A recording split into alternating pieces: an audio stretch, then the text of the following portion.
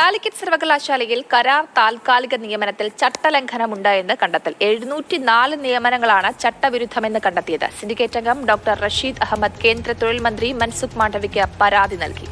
കൂടുതൽ വിവരങ്ങളുമായി ഇംതിയാസ് കരീം ചേരുന്നുണ്ട്. ഇംതിയാസ്, വലിയൊരു ചട്ടലംഘനമാണ് കണ്ടെത്തിയിട്ടുള്ളത്. 704 നിയമനങ്ങളാണ് ചട്ടവിരുദ്ധമെന്ന് കണ്ടെത്തിയിട്ടുള്ളത്. എന്താണ് കൂടുതൽ വിവരങ്ങൾ? ജയലക്ഷ്മി, കാലിക്കറ്റ് സർവകലാശാലയിൽ ഒരുപാട് കാലമായി ഇത്തരത്തിൽ ഈ നിയമനങ്ങളിൽ, അതായത് പ്രത്യേകിച്ചും കരാർ നിയമനങ്ങളിൽ ചട്ടലംഘനമുണ്ട് എന്നുള്ള പരാതി നേരത്തെ തന്നെ ഉയർന്നിരുന്നു. ഇതിൽ നിയമസഭയിലടക്കം ഇക്കാര്യം ഉന്നയിച്ചതുമാണ്. ഇതിലിപ്പോൾ 704 കരാർ നിയമനങ്ങൾ ചട്ടവിരുദ്ധമാണ് എന്ന് കണ്ടെത്തിയിരിക്കുകയാണ്.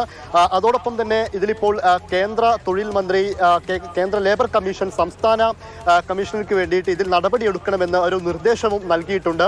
അതിൽ പ്രധാനമായിട്ടും ഈ B.Ed സെന്റർ അടക്കമുള്ള അധ്യാപക തസ്തിക മുതൽ ഡ്രൈവർ അടക്കമുള്ള തസ്തികകളിൽ അതിലടക്കം ഇത്തരത്തിൽ കാലിക്കറ്റ് സർവകലാശാല കഴിഞ്ഞ 10 വർഷമായിട്ട് നേരിട്ടാണ് നിയമനങ്ങൾ നടത്തിക്കൊണ്ടിരിക്കുന്നത് എന്നാണ് പ്രധാനപ്പെട്ട വിഷയം. പക്ഷേ ചട്ടം നിലനിൽക്കുന്നത് PSC വഴി അല്ലാത്ത എല്ലാ നിയമനങ്ങളും എംപ്ലോയ്മെന്റ് എക്സ്ചേഞ്ച് വഴി നടത്തണമെന്നാണ് 1956 മുതൽ നിലനിൽക്കുന്ന ഒരു ചട്ടം എന്ന് പറയുന്നത്.